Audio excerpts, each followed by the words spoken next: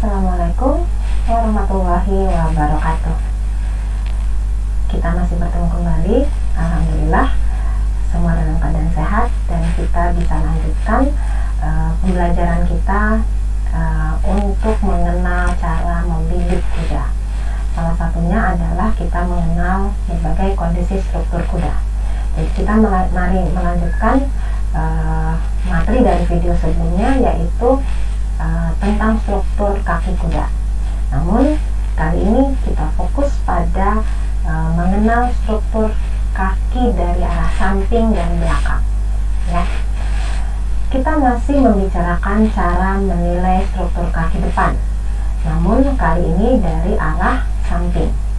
Untuk memudahkan saat Anda menilai, silakan mengingat kembali peta anatomi pertulangan kuda, khususnya pada bagian kaki.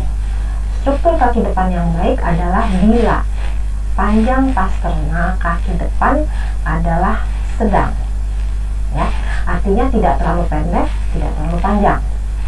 Kemudian struktur kaki depan yang baik bila sudut kemiringan pasterna kaki depan harus sama dengan kemiringan bahu atau shoulder, ya, sama juga dengan kemiringan kuku atau hoof, yaitu besarnya 45 derajat seperti ini, ya. Jadi kemiringan bahu ini dengan kemiringan shoulder ini harus sama 45 derajat. Nah, ini juga penting karena Anda harus membuat garis imajiner, ya. Jadi Anda harus membuat garis imajiner kembali mulai dari daerah pertengahan skapula, kemudian ini pertengahan skapula, ya, kemudian lurus ke daerah knee, sampai di sini lutut, kemudian daerah fetlock dan sampai ke tanah, ya. Jadi buatlah garis imajiner seperti ini untuk menilai. Sama seperti dari depan juga Anda membuat garis imajiner, dari arah samping juga membuat garis imajiner, dan ingat titik apa yang harus dilalui dari garis itu. Silakan perhatikan posisi berdiri dari kuda yang dipengaruhi oleh struktur kakinya. Pada kuda yang berstruktur normal, terlihat kaki depan dan kaki belakang akan lurus. Ingat, pada kaki depan garisnya harus melewati bagian apa saja, ya. Kemudian ya, dari pertengahan skapula, knee, fetlock sampai ke tanah. Itu slide yang sebelumnya tadi, ya. Sedangkan pada kaki belakang, coba perhatikan, garisnya menyentuh pada bagian paling belakang dari badan kuda dan garisnya akan menyentuh bagian dari kaki belakang, ya. Tapi cara berdiri kudanya harus dipastikan sudah normal dulu, ya. Kemudian coba bandingkan patokan yang tadi, yang ideal tadi, dengan gambar yang ini, ya. Bagaimana kaki depannya dan bagaimana kaki belakangnya. Ini garis imajinernya, ya. Coba analisis, kira-kira apa yang menjadi penyebab kuda tersebut memiliki cara berdiri yang agak mundur secara alamiah seperti ini, ya. Ini yang struktur kakinya tidak bagus. Foto yang terdapat pada slide ini adalah posisi kuda berstruktur kaki depan yang baik atau disebutnya tight in knee, ya. Ingat, istilah ini adalah hanya untuk dari samping, ya. Perhatikan tanda panah yang ada pada gambar, kira-kira apa artinya, ya. Kemudian hubungkan istilah tersebut dengan kondisi kaki.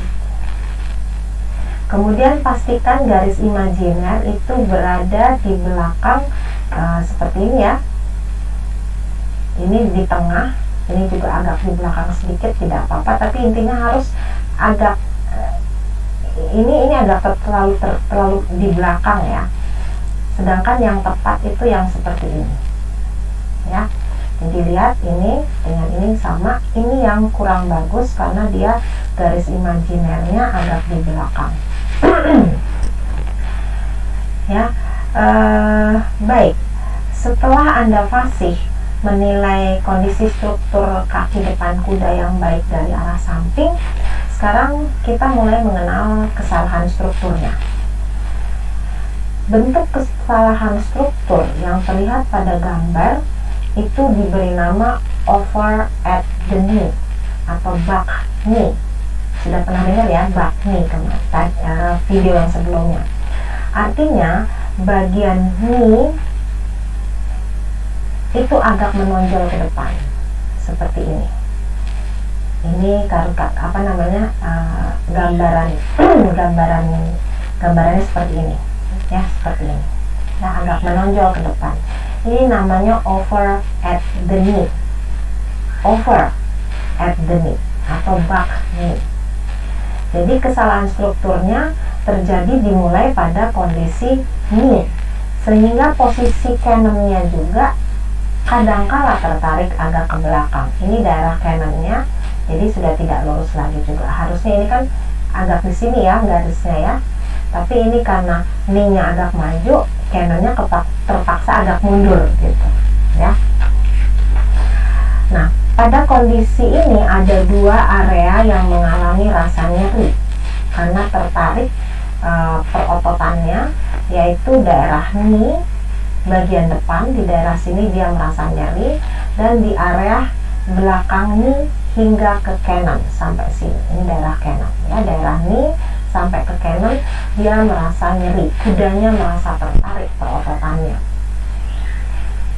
Kondisi back at the knee atau disebut juga calf knee itu kondisinya berbalikan dengan kondisi over at the knee. Yang tadi over, yang ini sekarang back at the knee. Back, agak mundur, knee-nya agak mundur. Kesalahannya mulai timbul pada area knee. Ini ya, tertarik mundur ke belakang, lebih mundur dari garis imajiner, sehingga seluruh daerah canon juga, ini daerah canon, juga ikut mundur di belakang garis patokan. Ya. Intinya lututnya agak mundur.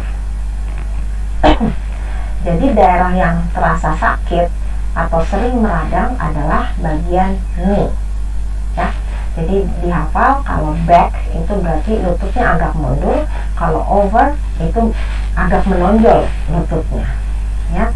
Nah, karena agak mundur gini biasanya juga daerah canonnya juga tertarik ke belakang ya.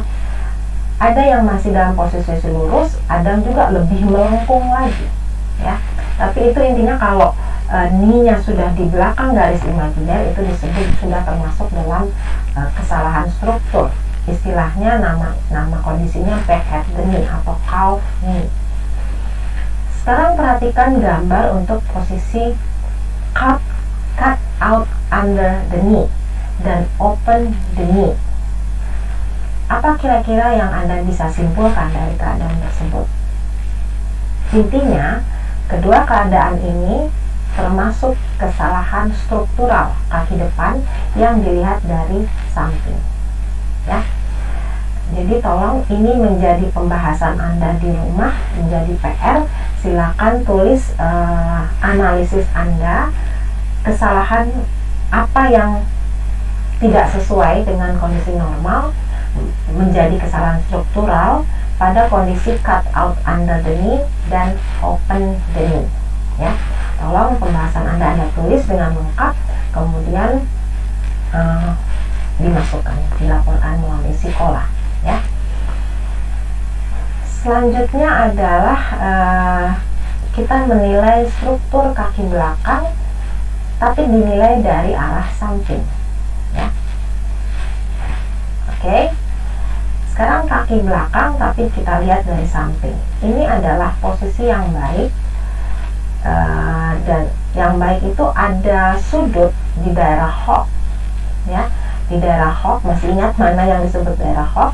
Kemudian posisi canon ini, posisi canon kaki belakang harus lurus di bawah point of buttock ya. Ini katanya harus ada sudut, kemudian posisi canon ini harus lurus dan di bawah point of buttock ya.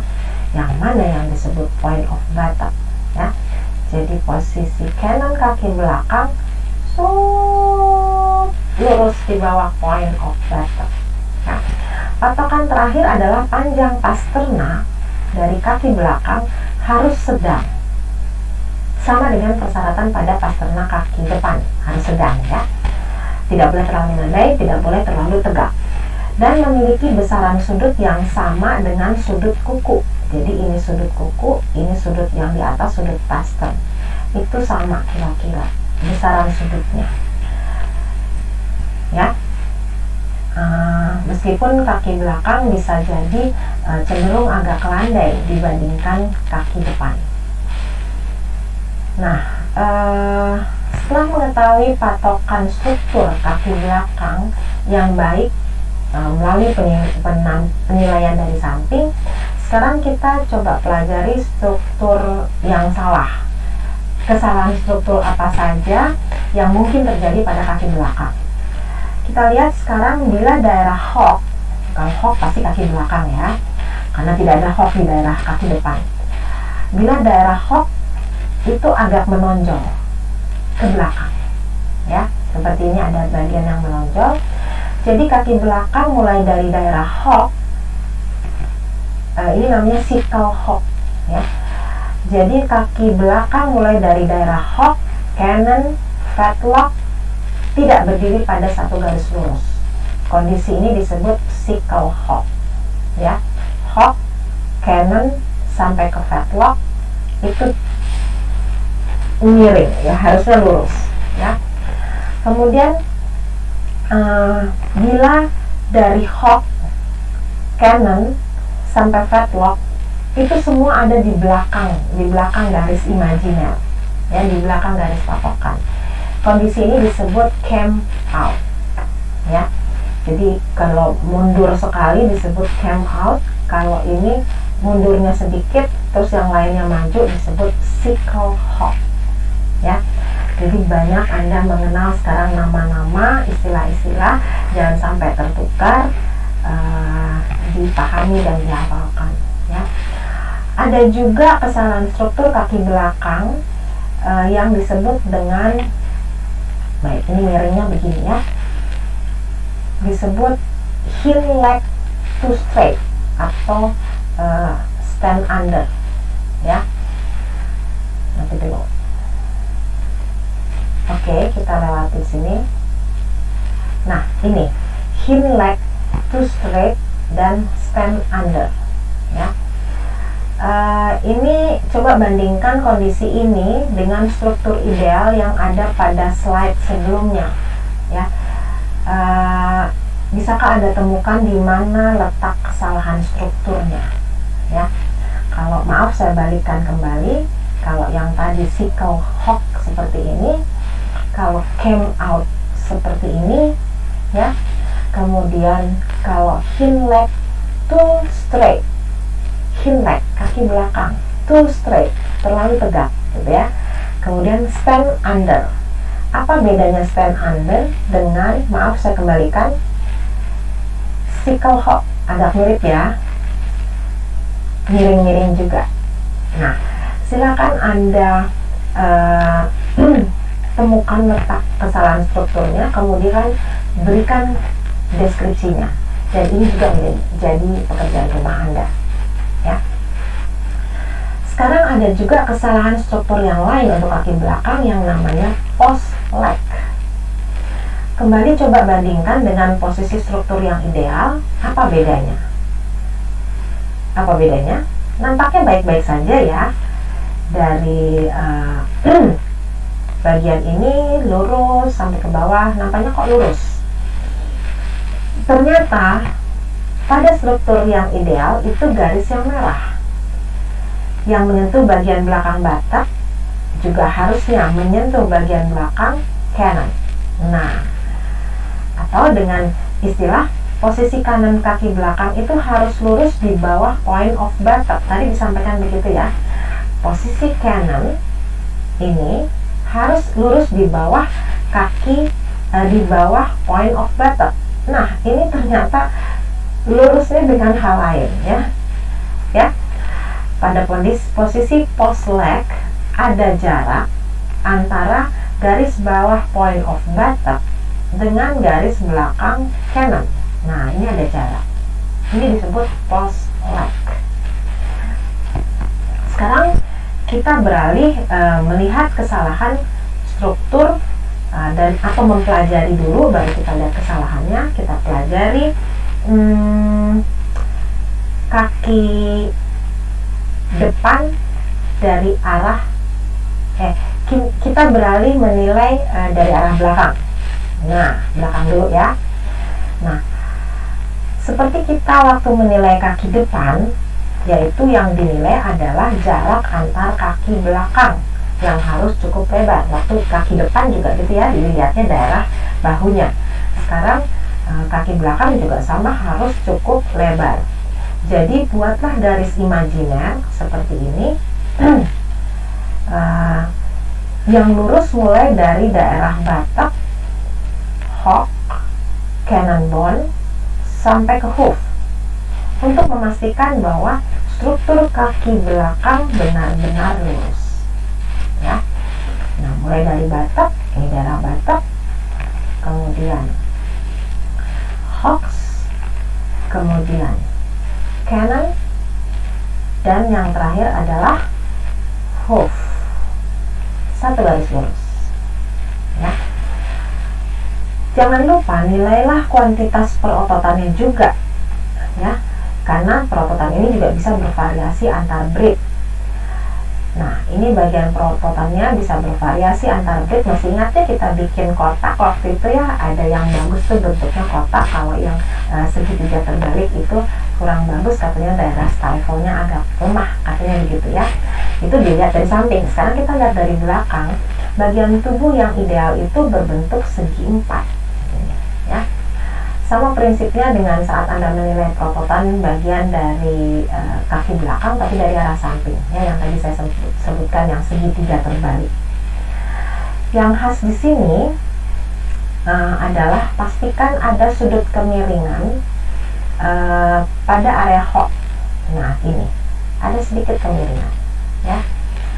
Jadi ingat saja apa hal-hal yang harus menjadi patokan yang ideal kalau Anda menilai kaki belakang dari belakang gitu ya.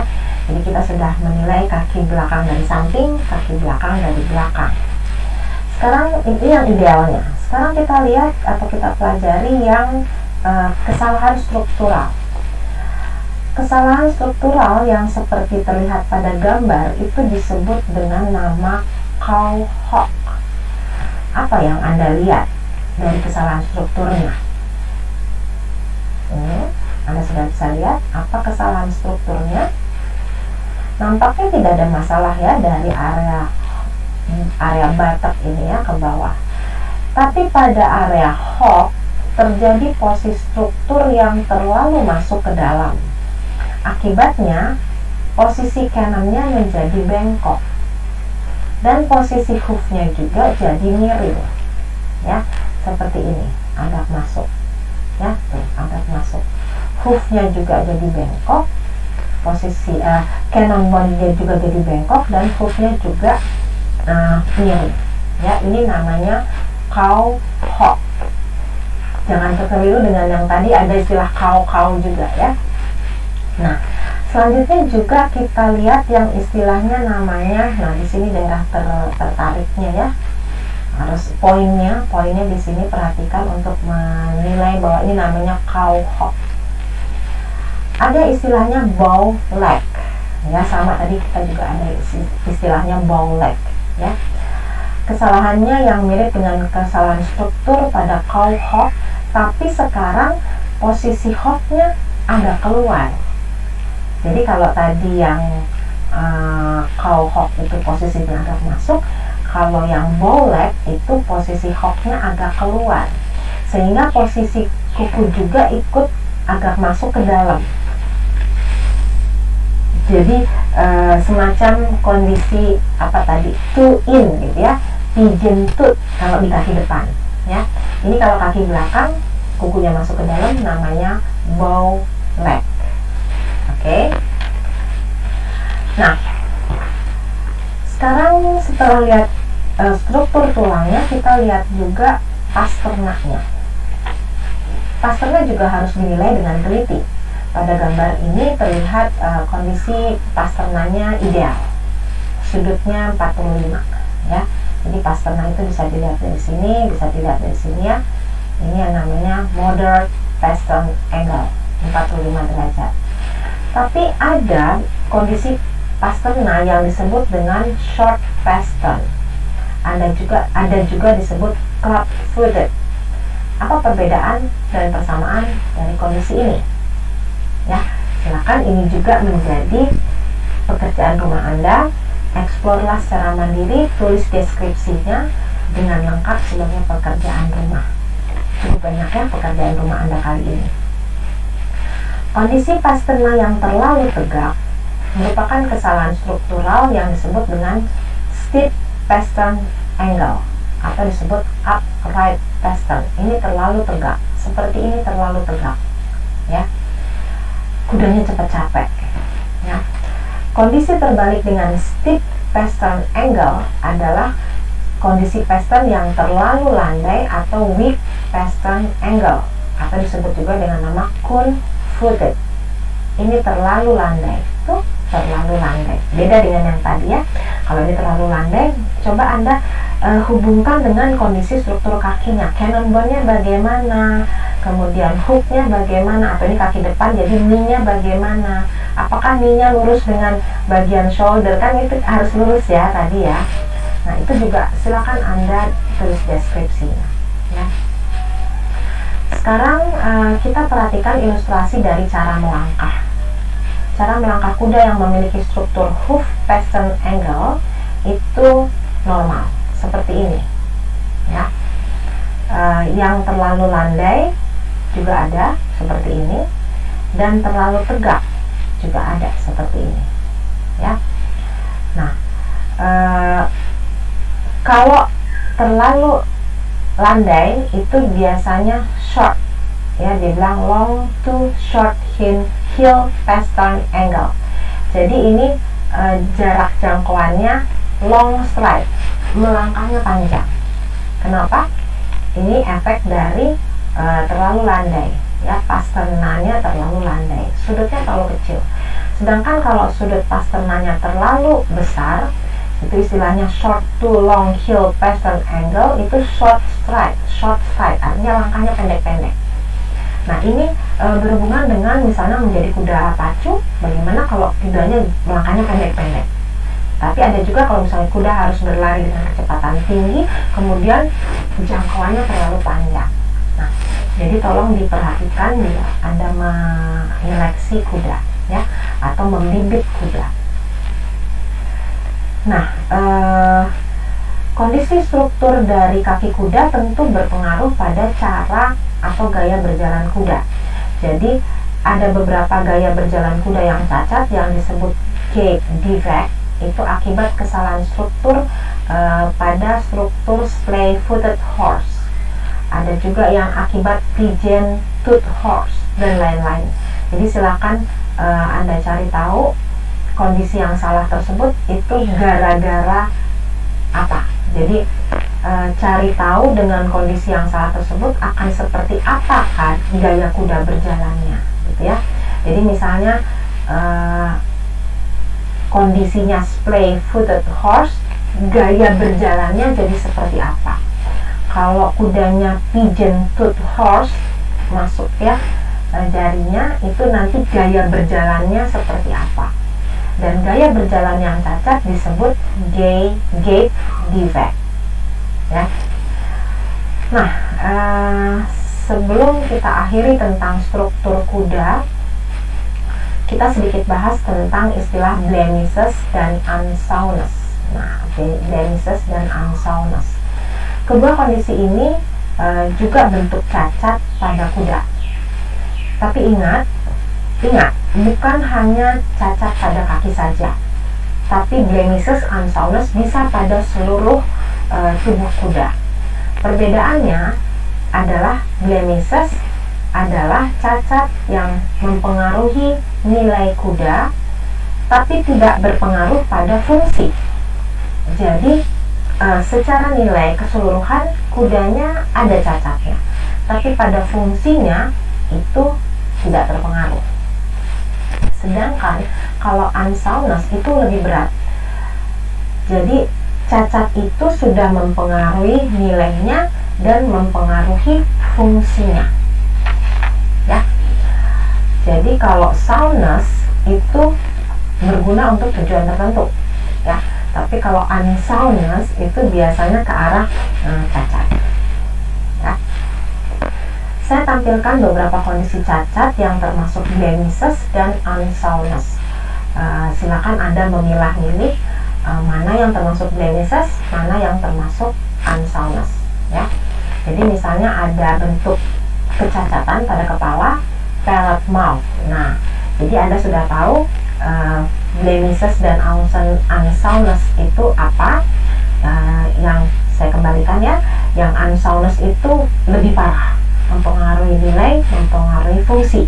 Tapi kalau blemishes, fungsinya masih aman. Nah, bagaimana dengan kuda yang memiliki kepala atau rahang palate mouth? Fungsinya terpengaruhi tidak? Nilainya terpengaruhi tidak? Seperti itu ya. Misalnya blindness, kebutaan. Tentu secara fungsi kuda itu menurun fungsinya.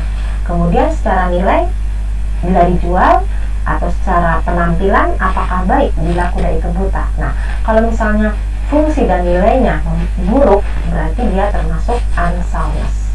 Seperti itu ya. Misalnya pada bahu terjadi slimy atau paralisis pada saraf suprascapular, atau ada bruising atau infeksi pada jaringan. Kemudian misalnya katakanlah pada kaki itu discolor hoof atau warna kukunya berubah. Apakah secara fungsi akan menurun? Tentu tidak ya. Tapi secara nilai, kok kukunya warnanya lain, nah itu nilainya terpengaruhi, berarti dia blemishes. Seperti itu ya. Nah, atau misalnya pada kaki belakang ada yang disebut box spavin, atau kaki depan bow tendon. Anda sudah pelajari tadi, ada bow tendon, bow leg, dan macam-macam. Jadi Anda bisa bandingkan, silakan baca dulu ini artinya apa, searching, baru Anda bisa pastikan, oh ini blemishes, oh yang ini unsoundness. Seperti itu ya. Nampaknya Anda perlu waktu untuk berpikir dan mencari referensi dari beberapa kondisi tersebut gitu ya, untuk cari, pelajari dulu. Kemudian Anda bisa tahu misalnya slimy itu apa, splint itu apa, box spavin itu apa, dan setelah tahu Anda bisa mengelompokkan ini masuk ke blemishes, ini masuk ke unsoundness ya. Jadi silakan Anda mengerjakan.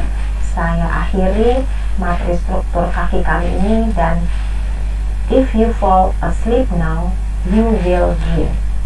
If you study now, you will live with your dream. Selalu semangat dalam belajar.